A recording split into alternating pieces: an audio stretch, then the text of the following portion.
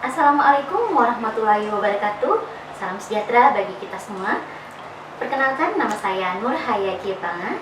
Saya adalah salah seorang dosen di program studi agroteknologi Fakultas Pertanian Universitas Musa Mus Merauke, Papua.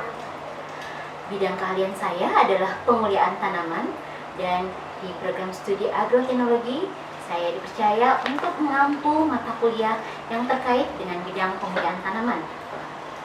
Mata kuliah yang saya ampu misalnya adalah genetika tanaman dan pemuliaan tanaman itu sendiri. Selain itu, saya juga dipercaya untuk mengampu beberapa mata kuliah lain seperti statistika dan teknologi benih. Pada kesempatan kali ini, perkenankan saya untuk memaparkan mengenai mata kuliah yang saya ampu, yaitu pemuliaan tanaman. Pemuliaan tanaman adalah upaya untuk memperoleh tanaman dengan karakter-karakter yang diinginkan melalui modifikasi secara genetis. Karakter-karakter yang diinginkan itu misalnya produksi yang tinggi atau ketahanan terhadap hama dan penyakit. Sementara modifikasi genetis dapat dilakukan baik secara konvensional, misalnya melalui persilangan, maupun secara modern, misalnya melalui rekayasa genetika.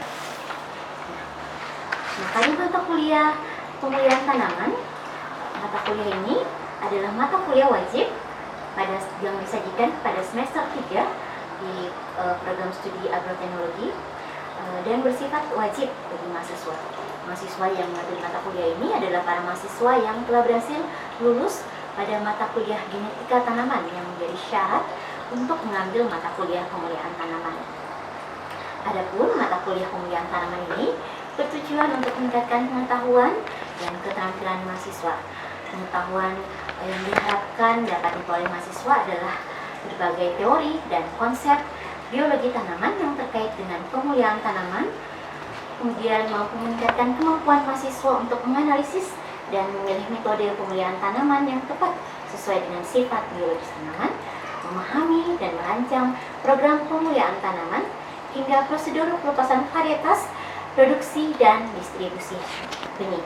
Materi pembelajaran di mata kuliah ini meliputi teori dan konsep dasar reproduksi tanaman, lalu plasma nutfah, keragaman, domestikasi dan introduksi tanaman, teknik pemulihaan tanaman menyerupuk sendiri dan menyerupuk silam, analisa statistik mengenai penurunan sifat, perhitungan heritabilitas, heterositas, daya gabung umum dan khusus, serta memahami prosedur pelepasan varietas, produksi, dan distribusi benih.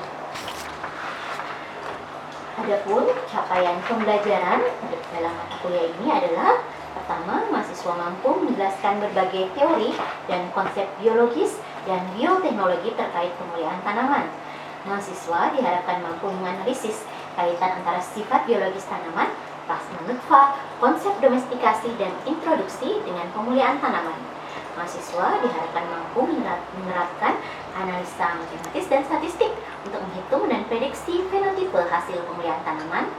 Mahasiswa diharapkan mampu menerapkan berbagai metode pemulihaan tanaman, dan mahasiswa diharapkan mampu mendesain alur atau tahapan pemulihaan tanaman yang efektif dan efisien secara terperinci, termasuk alur pelepasan varietas, produksi, dan distribusi benih dengan mempertimbangkan sifat biologis tanaman. Metode pelajaran yang digunakan adalah meliputi 3 aspek, yaitu delivery, interaction, dan assessment.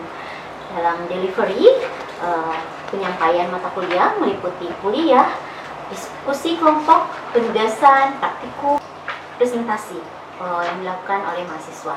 Sementara untuk interaction, interaksi atau komunikasi di antara mahasiswa dan dosen dapat dilakukan melalui berbagai media, baik secara langsung maupun melalui WhatsApp secara pribadi atau WhatsApp group. Untuk mata kuliah ini, setiap semesternya akan dibentuk WhatsApp group untuk memudahkan komunikasi antara dosen dengan mahasiswa. Selain itu, untuk asesmen penilaian ini meliputi kehadiran, lalu partisipasi dalam mengikuti kuliah dan diskusi, tugas individu dan kelompok, UTS, UAS, serta aspek afektif yang menjadi bagian yang terintegrasi dalam setiap penilaian aspek kognitif sebelumnya. Nah, untuk asesmen ini pada awal perkuliahan, pada pertemuan pertama, asesmen ini dipaparkan. Kriteria penilaian ini dipaparkan kepada mahasiswa, masing-masing presentasinya seperti apa, sehingga mahasiswa dapat mengembangkan strategi mereka sendiri agar dapat memperoleh pengetahuan dan nilai yang optimal pada mata kuliah ini. Selanjutnya, saya akan perlihatkan cuplikan video pembelajaran di mana saya mengajarkan salah satu bagian dari mata kuliah pemulihan tanaman ini, yaitu mengenai heritabilitas. Heritabilitas ini disajikan pada pertemuan minggu ke-11 pada mahasiswa. Berikut cuplikan videonya. Assalamualaikum warahmatullahi wabarakatuh. Selamat siang. Pada pertemuan pekan ini di mata kuliah pemulihan tanaman, kita akan membahas mengenai komponen ragam dan heritabilitas. Seperti apa komponen ragam dan heritabilitas, nanti itu akan kita kulik lebih jauh dalam pertemuan hari ini. Sebelumnya, ini adalah tujuan pembelajaran kita hari ini, yaitu agar mahasiswa mampu menjelaskan heritabilitas dalam arti sempit dan dalam arti luas. Lalu kalian diharapkan mampu menghitung atau melakukan pendugaan terhadap nilai heritabilitas, lalu mampu menginterpretasikan, menafsirkan, menerjemahkan angka yang diperoleh itu dalam program pemulihan tanaman. Bagaimana memanfaatkan nilai tersebut dalam program pemulihan tanaman. Sebelumnya kita ketahui dalam tanaman itu ada dua karakter ya, ada dua secara umum dibagi atas dua kategori, yaitu karakter yang bersifat kualitatif dan karakter yang bersifat kuantitatif. Seperti apa contohnya karakter kualitatif itu? Ada yang bisa memberikan contoh seperti apa karakter kualitatif? Kalau dengar kata kualitatif kita ingatkan kualitas ya, kualitatif, kualitas. Kalau kuantitatif kuantitas jumlah ya. Contohnya karakter yang bersifat kualitas itu, yang kualitatif pada tanaman misalnya.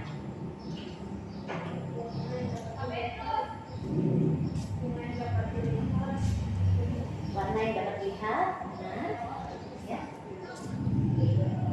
Dan warna, ada yang lain yang bersifat kualitas, sedikit.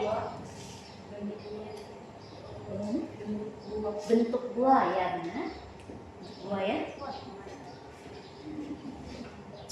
Oke. Kalau kuantitatif yang sifatnya kuantitas jumlah, misalnya apa?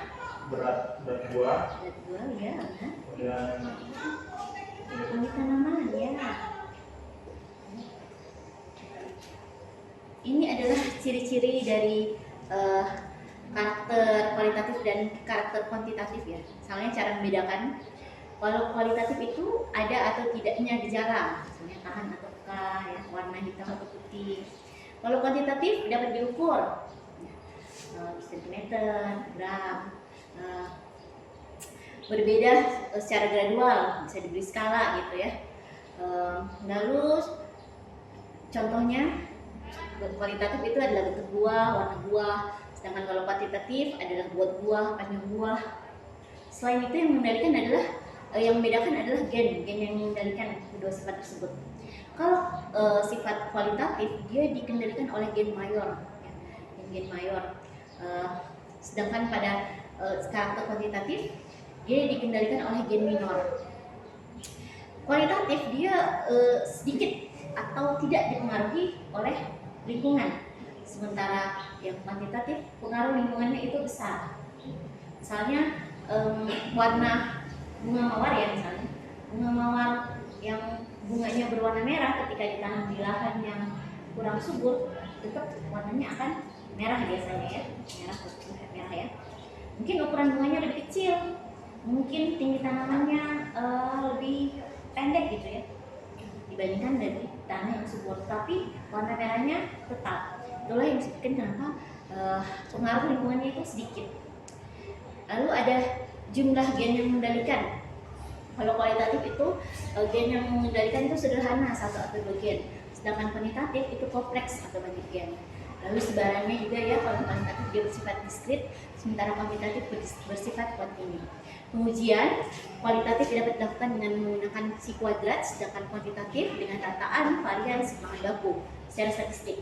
Kebetulan kalian juga mengambil statistik ya, sudah familiar lah dengan istilah rataan, varian, dan bahan baku ini. Nah, kalau kita bicara komponen ragam dan heritabilitas, yang kita bicarakan itu adalah pewarisan karakter atau sifat yang kuantitatif.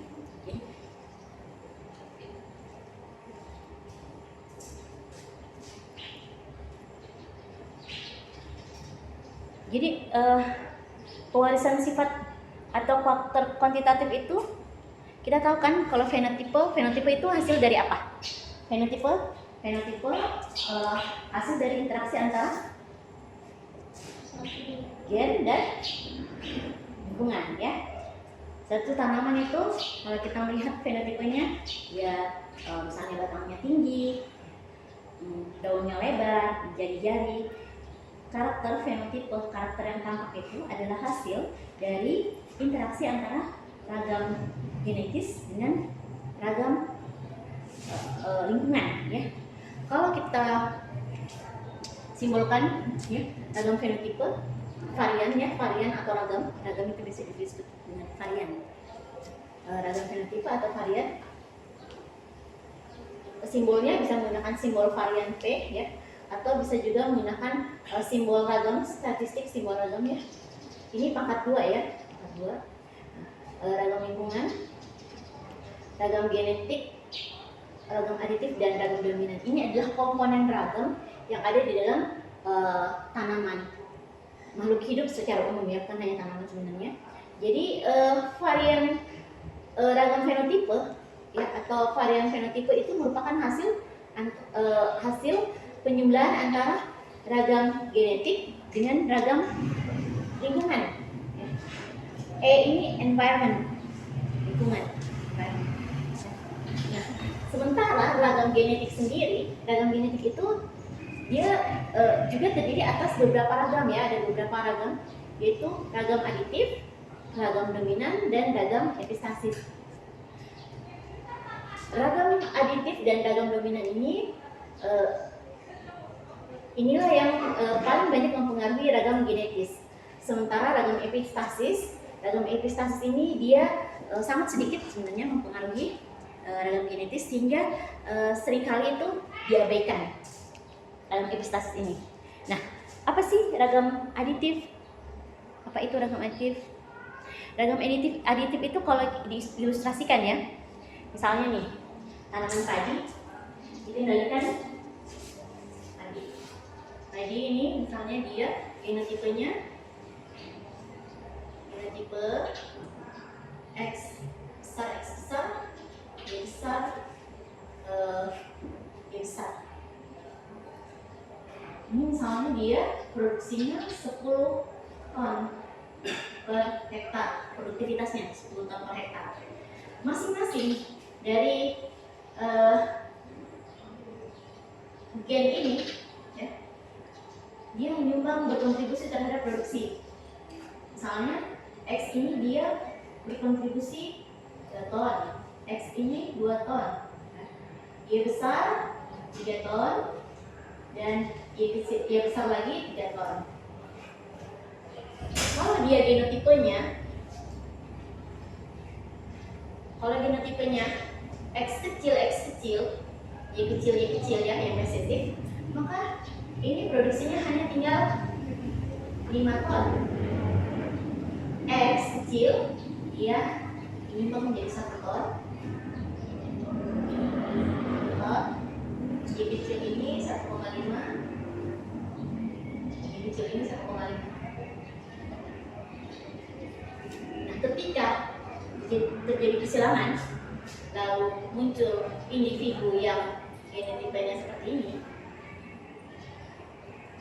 ini X besar dia akan tetap menyumbang 2 ton, X kecilnya 1 ton, Y 3 ton, Y kecil 1,5 ton. Kalau kita jumlahkan ini kan 2 tambah 1 3 6 7,5 ya, 7,5 ton.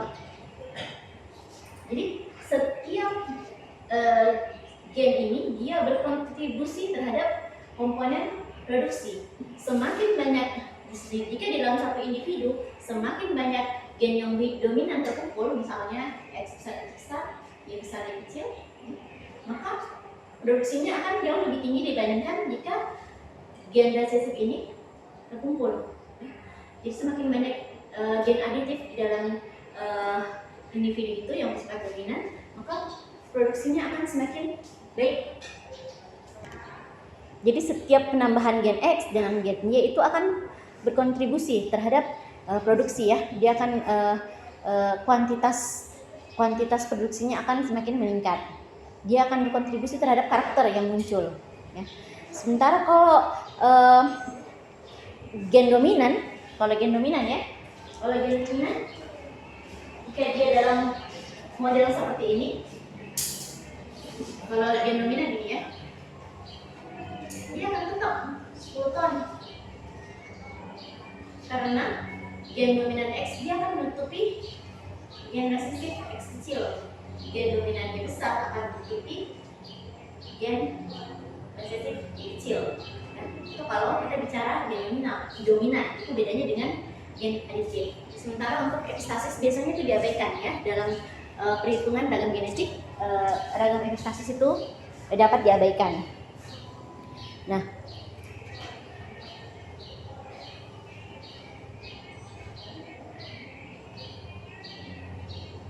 lalu apa itu heritabilitas ya? Ada dua, ada heritabilitas dalam arti luas dan heritabilitas dalam arti sempit. Ya. Dan dalam penguasaan sifat karakter kuantitatif juga akan ada istilah-istilah lainnya seperti kemajuan seleksi, korelasi, heterosis, dan inbreeding depression. Korelasi, heterosis, dan inbreeding depression itu nanti akan kita pelajari lebih lanjut pada pertemuan-pertemuan berikutnya. Nah, saat ini kita akan bicara komponen ragam dan heritabilitas. Oke, jadi kalau berbicara komponen ragam, maka untuk mengetahui ragam fenotipe itu kita bisa mengambil dari ragam individu turunan kedua, ya, turunan kedua. Ya, karena apa? Karena dia sifatnya heterogen dan heterosigot. Heterogen dan heterosigot itu maksudnya gen-gennya itu sudah heterosigot. Gen-gennya heterosigot, jadi campuran antara gen dominan dengan gen resesif ya, sifatnya sudah heterosigot. Beragam dan heterosigot. Jadi keturunan ragam pada fenotipe itu bisa kita ambil nilainya dari keturunan kedua ya, dari F2 ya. Sementara untuk mengetahui ragam lingkungan itu kita bisa peroleh nilainya dari ragam varians parental pertama ditambah dengan varians parental kedua ya, ditambah dengan varians keturunan pertama dibagi 3 gitu. Jadi rata-rata dari varians ketiga ragam ini, rata-rata dari ketiga ragam ini, ragam parental pertama, parental kedua, dan keturunan pertama. Kenapa rata-rata ini bisa mewakili ragam lingkungan? Karena parental pertama dan parental kedua dia sifatnya homogen homozigot biasanya ya, homogen homozigot. Dan jadi dan yang F1 ini dia homogen heterozigot. Misalnya nih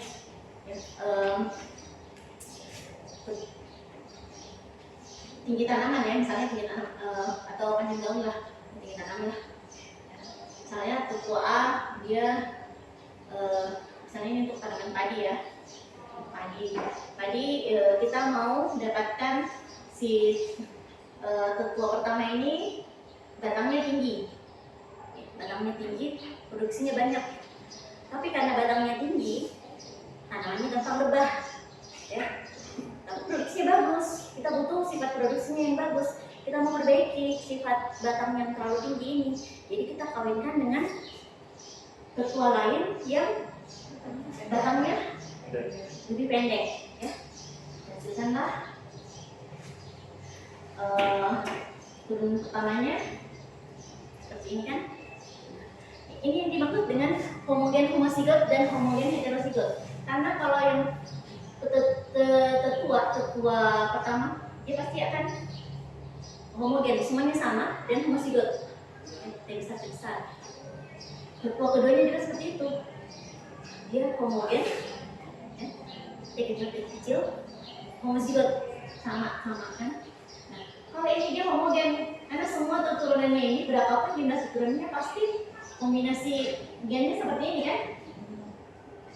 Jadi dia heterozigot karena perpaduan antara T besar dan T kecil. Tetapi dia homogen, semuanya sama, T besar T kecil.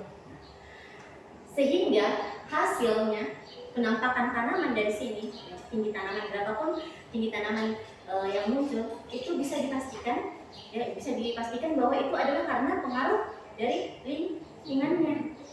Makanya kenapa ragam lingkungan itu diperoleh dari hasil ini, rata-rata dari ragam tetua pertama, tetua kedua dengan keturunan pertama, ya.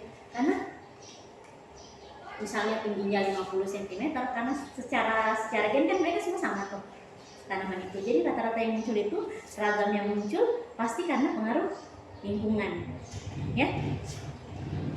Bisa ya. Nah, kalau dia F2, ya, F2 anggaplah kita lakukan F2. Kalau F2 ini kan sudah macam-macam ya yang dihasilkan ya. Sudah macam-macam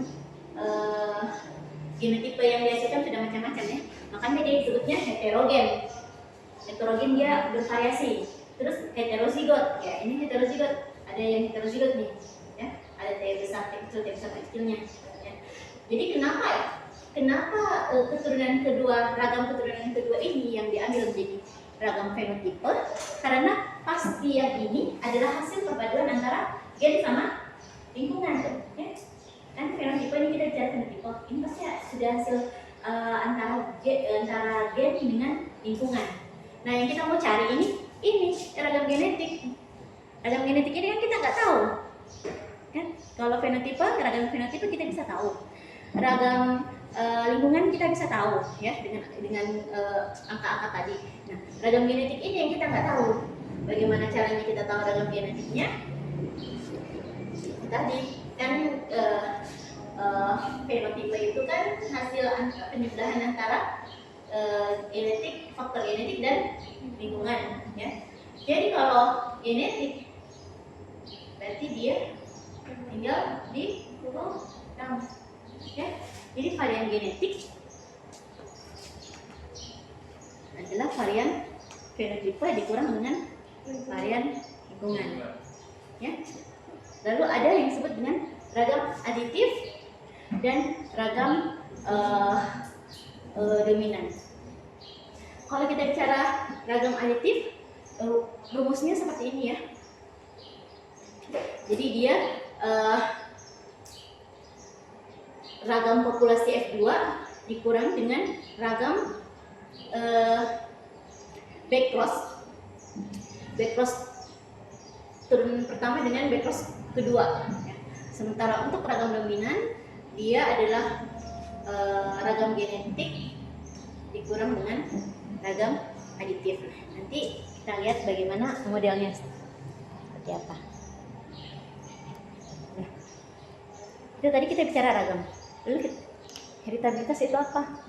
Inilah heritabilitas. Jadi heritabilitas ini adalah parameter, ya, angka, variabel gitu, yang menunjukkan seberapa besar suatu fenotipe atau karakter itu disebabkan oleh faktor genetis. Misalnya nih, si tanaman ada yang tinggi, produksinya banyak, tapi kita tidak tahu apakah ini karena dia memang sifatnya, genetisnya dari benih unggul misalnya, atau karena kebetulan lingkungannya semua optimal. Jangan sampai dibawa ke tempat lain dengan kondisi yang sedikit kurang optimal, produksinya langsung jeblok. Jadi itulah gunanya kenapa kita butuh nilai heritabilitas. Jadi sebagai pemulia nih ya, misalnya kita sebagai pemulia, sebagai pemulia tanaman kita mungkin varietas baru, misalnya varietas baru padi lah misalnya. Kita bikin varietas baru padi yang produksinya bisa sampai misalnya 16 ton per hektar, ya. Lalu kita tanam padi tersebut ya, 16 ton terlalu tinggi, misalnya 8 ton lah, 8 ton per hektar. Kita tanam padi tersebut di tanah miring misalnya. Oh ternyata dapat sampai 7 ton, 7,5 ton lah per hektar, sudah hampir memenuhi dia punya harapan kita produksi optimalnya. Tapi ternyata padi yang sama ketika kita bawa ke Jegebob yang kering, produksinya langsung jeblok. Soalnya cuma bisa 2 ton per hektar. Padahal padi lain di tanah miring bisa 6 ton per hektar, di Jegebob masih bisa dapat 5,5 ton per hektar. Artinya varietas yang kita pertemukan itu bisa jadi lingkungan yang lebih banyak mempengaruhi. Itulah mengapa kita perlu menghitung heritabilitas. Ada pertanyaan ya. Ini adalah contoh soal ya.